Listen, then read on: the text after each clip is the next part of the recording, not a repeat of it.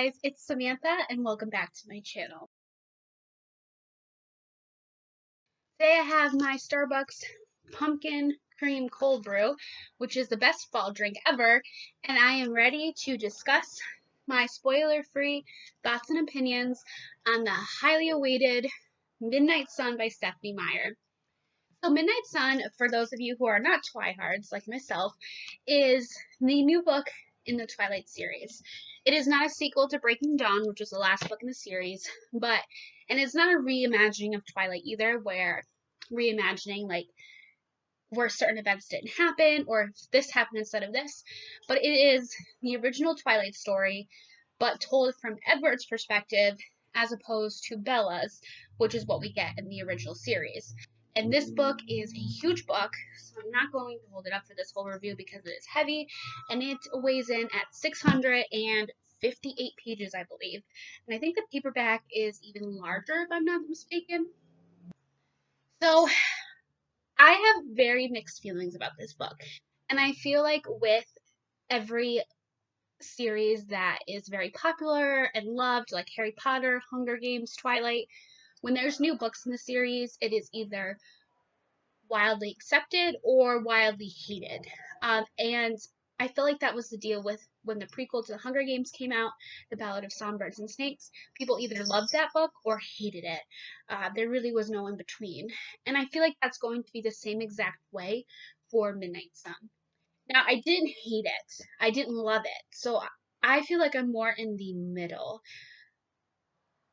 which I know I just said that people either go on one end or the other, but I haven't quite decided what end I'm going to go on yet. I did give this 3.5 stars. I may put it down to 3, but I don't want to because the nostalgia in me loves Twilight, and I feel like I'm betraying it, but I struggled hard with this book. Not only is it super long, but I feel like a lot of it is dragged out at certain parts. It is literally the same exact story as the first Twilight. There's nothing different about it.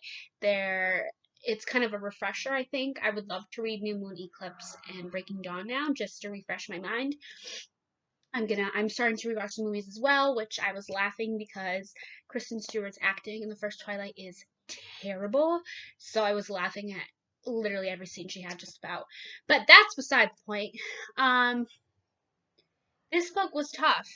I mean, it was very interesting to get Edward's perspective of things because in the book, we hear just Bella's side of things. Her feelings towards Edward, her experiences with Edward. Edward disappeared several times in the first book for days at a time, and no one really knows where he goes.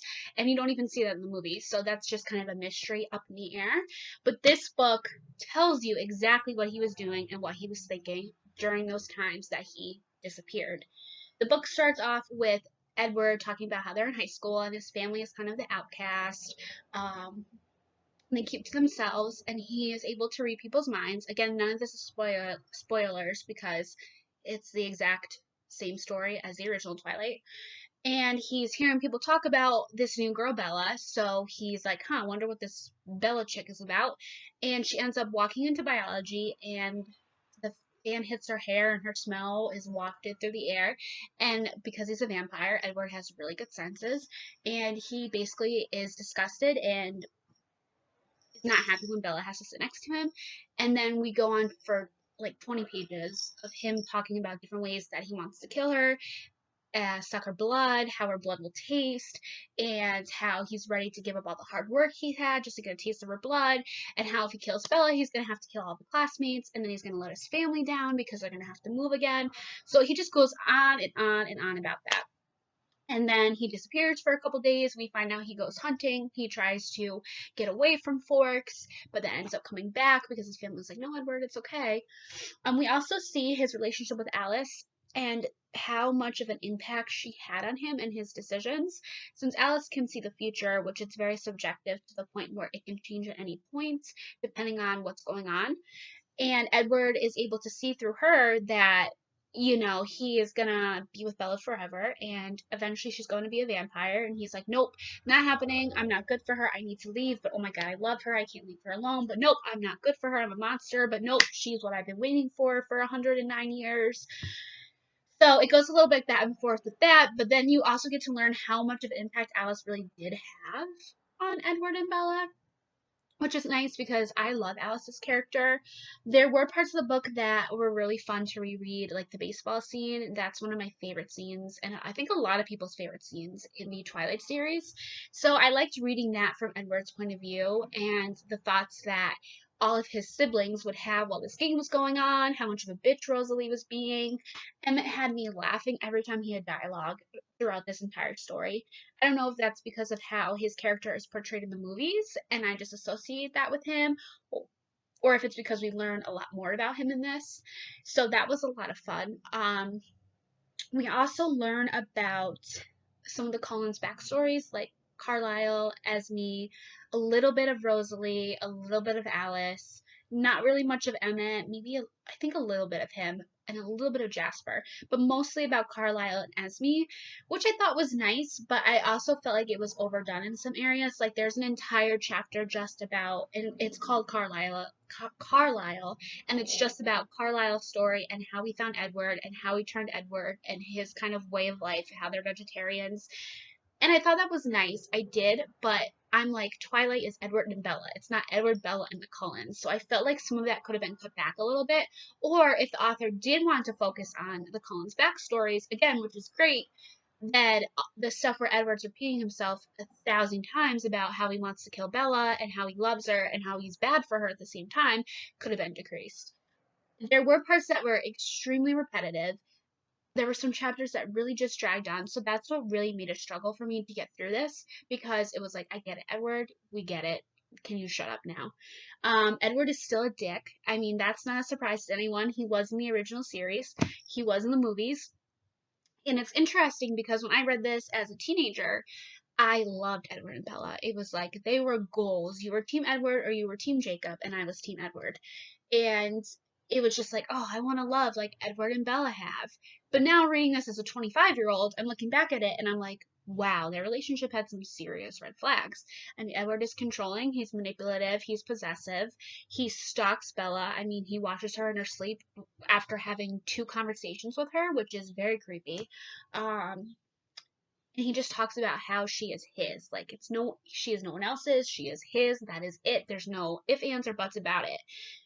And it's almost like he is basically doesn't listen to what she wants to do or what she has to say. Like her thoughts don't matter. She keeps asking me a vampire. He's like, nah, shut up. You don't know what you're talking about.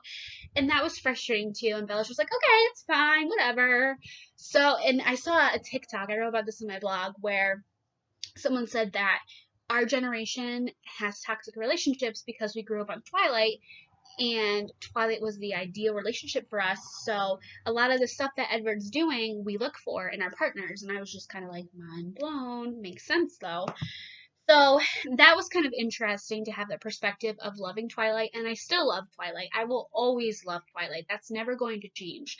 But like being a die-hard Twilight fan and loving everything about it, to reading this and being like, huh, all right,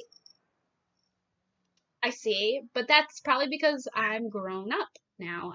And it's kind of interesting. It would be interesting and I'm sure this is going to happen like it did with the Hunger Games. But since this new book came out, I'm sure, the teens of today are going to pick up the Twilight series and read this because, hey, it's the hype. We got to follow with the hype. And I'm interested to see what they think as a 15-year-old reading Midnight Sun versus a 25-year-old, again, reading it. What else is there to say about this book? I do think the writing was really good. I know that there's a lot of talk about how the writing in the first 4 books are terrible, but it's been so long since I've read them that I can't really comment on that. But I thought the writing in this was really good. It was descriptive, it was detailed, that's the same thing. It was good. The dialogue was better than it was in the original books. And I think I would have liked this book a lot more if it were shorter and, like I said before, less repetitive. I do think that Edward and Bella fell in love way too quickly. It was like you know how Jacob imprints on Renesmee in the 4th book, and when you imprint as a wolf, that's like your soulmate. It feels like Edward did the same thing with Bella the first time she walked into biology class, which I guess he kind of did because Alice foresaw that relationship coming. But Bella was like in love with him right away, and it was just kind of like, wait a second, Are you actually in love with him, or are you in love with the idea that he's a vampire? I mean, come on. And it was nice to reread in the epilogue. It's the prom scene that the movie ended with. And that was really nice to read and hear Edward's thoughts as Bella was telling him how much she loves him and can't live without him. And then he's thinking, oh, I gotta leave soon. How am I gonna break it to her? And it's just like, Edward, obviously, we know you want to protect Bella, but she's telling you she doesn't care that you're a vampire. She's not afraid of you, and she will defend you to the end of her day. And you're talking about how you want to leave her. And it's just like, like I can't. But obviously that's the setup for when Jacob comes in and Bella gets her feelings confused and Team Jacob versus Team Edward begins.